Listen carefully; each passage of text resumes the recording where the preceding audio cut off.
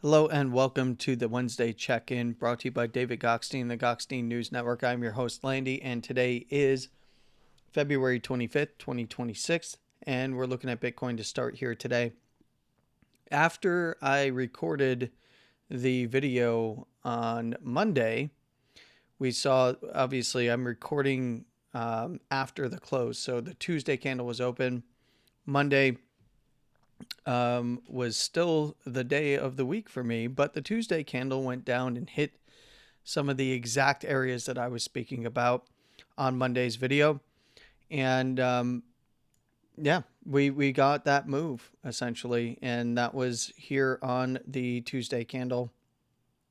We got the move right around the lower below the lower second towards the lower third, towards that 62.8 region. Swung down below it to 62.5, got a nice bounce and right back to the top side. We did see a run of so we got a few of the moves that played out. We didn't get continuation because we saw no closes below the lower second standard deviation. Got a nice close open below it, but then a nice move right back to the top side towards the upper first, taking out the high at 68.683 or 68.7, which I was looking for, and did go for the next area there, right around 69, almost 70,000. In fact, did we get to 70,000? 70,000 and $20. So above this high, I had mentioned above that 69 or 68.7 region rather, to look for this high between around 70,000 to 71,000. We got essentially it's upper 69.8 to the 70,900. You can just call it 70 to 71 above there. And this is going to be right into where to look next. If this does continue up, it would be the 72,200 area to 73, and then start to look for any expansion even now above 71, or this high right here, to expand into 72 to 73 by the upper third. If you do get a move above there, 74 to 75 is on the table. And then above there, 75 to 78, 78 to 80, and that's going to be right around the 55 EMA and 50 SMA. And that lines up with all of the different areas of interest that I've talked about to the upside. Something to be aware of, though. We did get a higher high, but on a swing only. So what we would need to see for this to break this downtrend here would be a close above 68.7 or so. That would break the downtrend. Understand that this can still resolve either way from this compression. And it's fairly simple. Back below the lower second, below 64.5, and danger below 65 again, right? That's this low over here. So we've got the tighter range. So below 65, look for 64.5. Any closes below there, we've either already started to test down towards the low here at 62.5, 62.8 around that weekly, and the close open here, and then likely get expansion down if it does lose those areas, especially on closes below the lower second that fail at around that 62.5 or this close open low on the daily. Then I'd be looking for 58 to 60, 55 to 58 as an area, and then 48 to 50 being the next bigger zone below 55. This is all, kind of par for the course before an expansion. It is starting to look like, we could still chop around, but it is starting to look like we're setting up for an expansion phase sooner rather than later. But again, it can last a little while, but I think we're starting to get there. And that, of course, means that we're going to see a higher volatility environment. And there's scenarios in which, trading above the upper second, breaking the range at 72.2 and testing 74 to 75, in and around the candle structures here, in and around the lows over here, fair game. And if it gets rejected upon initial expansion to the upside, it can go right back to the downside. Same to the downside, come down and sweep the lows, 58 to 60, maybe even lower, and then start to slingshot right back to the upside. And it's going to be about the established trend at that point relative to expansion of the Bollinger Band set. Understand that this is set up for, if it is a rise, this is set up for rejections at every major level, lining up with a lot of the things that we have talked about in terms of the areas of interest. So right now I wanted to point out kind of the local levels for this range that we're in from 2024. And, we saw even in lower term time frames, like the 4 hour, just so beautiful. Very methodically, we saw Bitcoin, of course, come down to 64.3, bounce up to the weekly here at 66.6, reject that area, come right back down to 64, 2 to 3 area, reject that, then down to the next weekly at 62.8, 62.5 or so. Swing it and then head right back up, reject around some of these weeklies here. Some are just going to have a one zone. I have two for lower term time frame conditions, but that 64.3 essentially to 66.7 or so, 66.5. And in this case, being above the basis for the 4 hour, if it can come back down in higher low fashion, use these areas as support, or just consolidate and try to push up, that's where we'll see those higher prices. Otherwise, beware of rejections, of course, that lose this low. So pretty simple stuff. Very, very easy market to read if you understand what it is that you're looking for in terms of a trade setup. And I just wanted to highlight some of the areas overhead, right? So if this starts to rally from here, or even if it comes back down and tries to base in a higher low fashion as it relates to this last lower low, understand that this would be expansion into, the 74 to 75. We could potentially see resistance all the way up from 75 to this zone right here around the 76.5 to 78, right? And slightly above, it's slightly above 78, like 78.4, 78.3 to 4. And that's right into, the trending 55 period exponential and 50 period simple. Anywhere above there, you can start to look towards 80, and then of course 83 by the 100 period EMA. And that's, the 83 to 83.5 area. Anywhere above there, you can look to 85 to 86, the primary zone here that Bitcoin was consolidating in for quite some time before the rejection at 89 and the move down. And very methodically playing the weeklies until we saw the macro area at that 74.4 area break down. So understand that this, if it does rally from this structure here, it's set up for a seller's rally. So that is kind of the name of the game. Downside is very, very clear as well. In the zones here, if we see anywhere below 60K, look to 58, anywhere below there, 55 to 56, it would be the top side of this weekly. And then right below it, there's another weekly around 55 directly. It's at 54.8, almost 54.9. And then there's the 49 to 52.5 level. I would just call it 48 to 55. Account for a swing down below if it were to start really going that way on expansion through those levels. Now for the weekly, again, 200 period simple moving average is down here by that 58 to 60. So between, this kind of last zone here that I have for the weeklies. Excuse me. And then below there, we've got the entire weekly area with the lower third standard deviation coming into that $48,000 to $50,000 area down here. And, I'll be honest, I'm not looking at that being the first move, right? I'm actually looking at this expansion. And if it, honestly, if it was to move down like all the way to like 48, I think it gets a violent move back up and then consolidation before anything else from a weekly time frame, not just a daily. So we could get expansion to the downside into, 58 to 60 and even 55 down below it, throwing a wicks or wick fishing, maybe even below 55.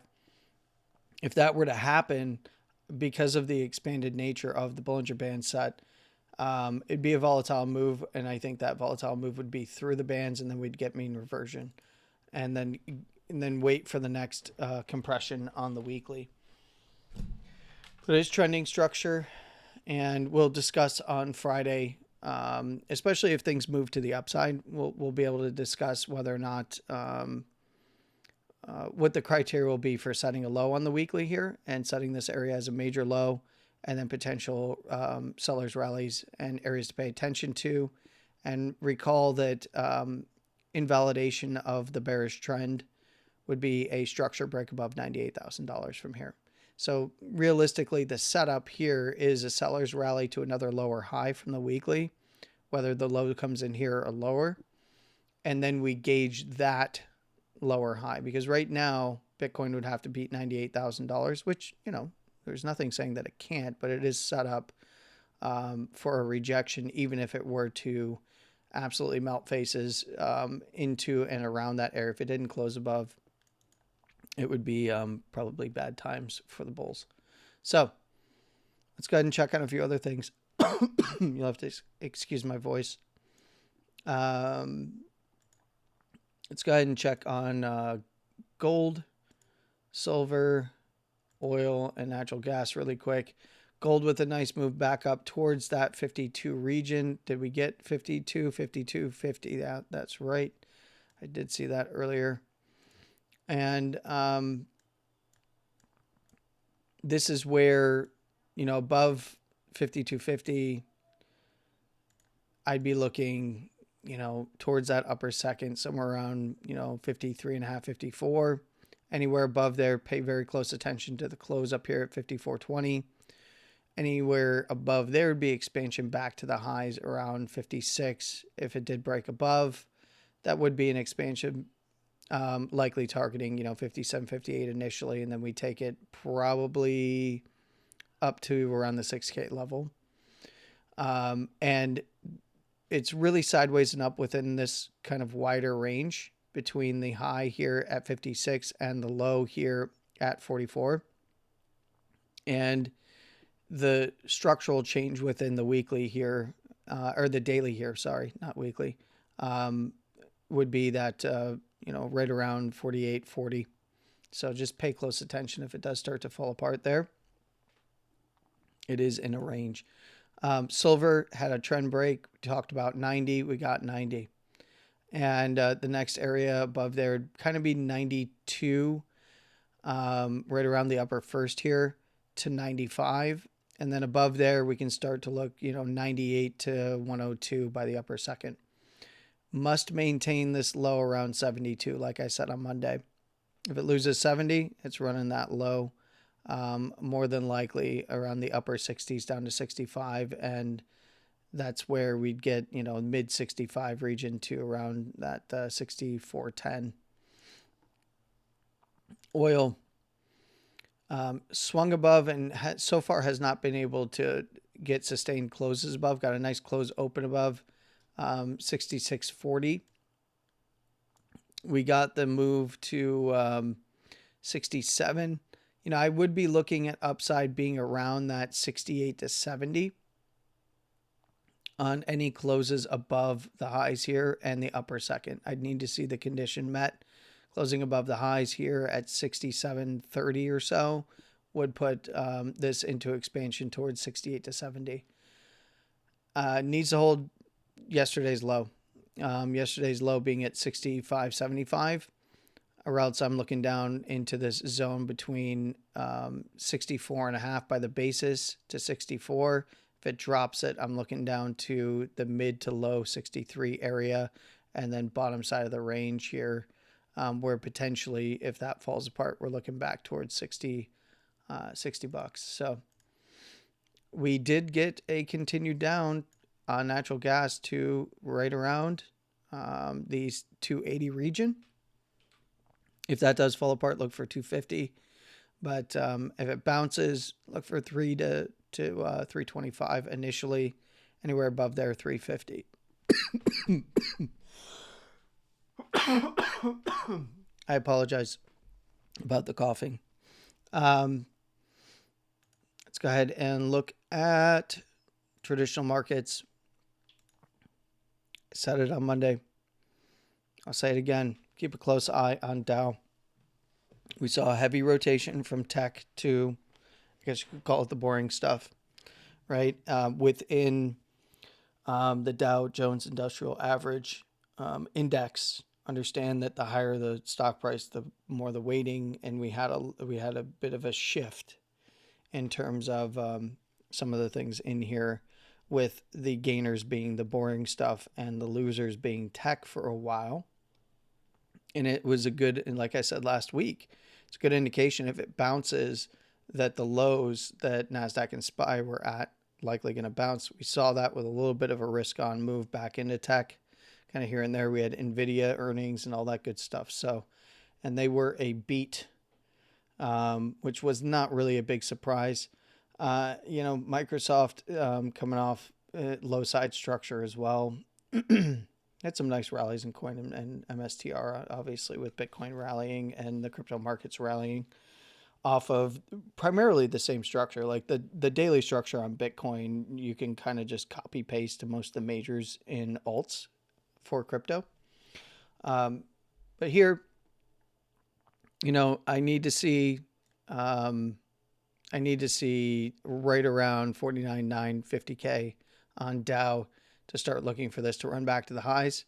So that would put it above the upper first, headed towards the actual highs on a close around 50,300 to 50,500. So we hit targets up there. If it was going to get expansion, I'd look towards 50,007 to 50,008, and then potentially more to 51. Now, that's all contingent on the low side structure now being held between this low swing at 48.30 and the lower low swing here at 48.70, 48.7 or so. If that does fall apart, look towards the mid 48s, 48.630 or so being a key area. Anywhere below there, 48.4 or so, all the way down to 48.2 and potentially 48K. That would be kind of downside areas of interest towards that 100 EMA. Now, the big thing here is this is still a bearish trend. So I would argue, some are going to get, some are going to be more aggressive and be far more bullish above 49.7. I really need to see 49.9 to 50K closed above, get above that upper first for me personally. NASDAQ, nice gap up. We'll see if we get backfills. That doesn't always happen immediately. Back above the basis. Lower high to beat is 25,382. Then we can start looking up to 25.5, 25.6. Anywhere above there, we're probably looking pretty quickly towards the upper second, around 25.8 to 26K. That would be kind of the area back at the highs. I need to see close above there, and of course get above this this swing of the highs right around 26,165, and then of course then we can start looking for new highs towards the 26,350 and above 26.5 or so. Needs to hold this area right here, 24.4 or so. If that does drop, we're looking at 24 pretty quickly, in my opinion. That's right around where we see the simple 200 period moving average crossing over the exponential 200 period moving average right at 24K. Swings below, fine, into the upper 23s, but that's what it would start to look at, what I'd start to look at if the lows get taken out, at least initially. Again, same move. Nice Nice beat of the lower high.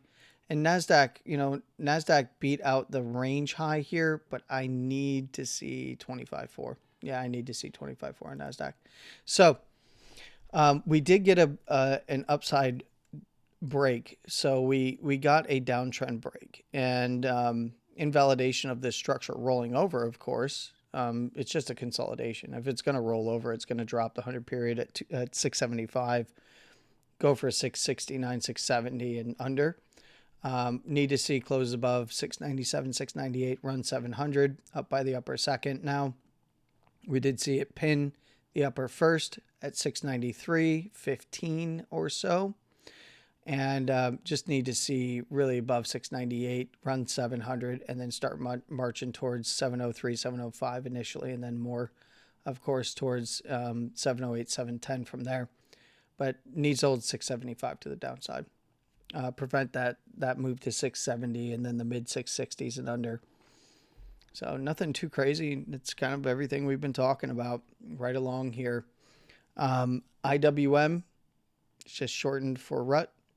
Or the Russell 2000. Not quite the same position. Needs to take out the highs at 267. Maintain the low around the 55 period. Exponential by the lower second at 258. Right? Just add a zero. Or just move the decimal over, essentially. It is a little bit different than RUT, but it's going to be the same general structure. This closed green. IWM closed red. With a hammer. I just err on the side of RUT in this case. So take out 2686, run the highs, and take out 270506 area right here by the upper second. Expand back to the actual high at 2735 and go on a march towards 2750 and above. Needs to hold the low at 2600. Pretty easy. Otherwise, it's down to the lower third pretty quickly at 2570 or so, and then probably 2540. So yeah, by the 100 period. It's been pretty. I don't know. People make markets. I've been reading the timeline, and I just get depressed. I'm sorry. The reason that I get depressed is not because markets are doing things that people aren't forecasting. It's that people just seem very confused. And if you set the conditions, the markets are really easy to read. They haven't been difficult. They're in a range right now. It's not anything too crazy. I think that a lot of implications and who's doing what and where and why is just infecting people's brains and not allowing them to see what's happening on the chart clearly. You're going to see the move on the chart before you hear it in the news. I'm sorry. I mean, one-off things that happen during the day, there's usually a setup that you're going to see moving on the chart even before then, right? In the lower term time frames. So, if you are taking upside, I would start to evaluate VIX, for hedges and, it's not down to some of the crazy levels where I'd be like, yeah, this is juicy for hedging. But keep an eye on VIX, right? It's been in quite the uptrend here, and it's been sustaining this uptrend. So, if we do head down, expect VIX to go up, as most of the downside for, Dow, NASDAQ, SPY, RUT, the Qs is all going to be expansive. So when you get the expansion to the downside, you will see VIX move up. And that's what I'd be looking for. Otherwise, this is going to look pretty attractive for hedging pretty soon if it continues down, which means markets are generally going to be headed up. That's really the only directional take you can do with volatility, is utilizing VIX. And it's not always going to be exactly 1-to-1. Or downside move results in VIX going up, but more often than not, that's where you're going to see VIX, moving up. Volatility is direction neutral, and don't let anybody tell you that it's not. Just because VIX rises typically and hits extreme levels when markets hit the downside. That's because they're usually, when they're correcting very hard. Bulls usually in traditional markets are taking the stairs and bears take the elevator, but that's not always the case. When we can get big upside moves that will also move VIX to the upside. So lower volatility periods of time, it's good to hedge in VIX either way. So, all right, that's going to do it for me today. I hope you all had a wonderful couple of days since I've last spoke to you. Of course, please like and share this out there. And then I'll be back here on Friday. I'm going to cover a lot more stuff. I'll give you the conditions I'm looking for coming into the weekly close. We'll evaluate kind of where we're falling in terms of the areas of interest that I've talked about today. And yeah, have a great rest of your Wednesday and have a great Thursday. I'll talk to you on Friday with all of that being said. Landy out. Take care.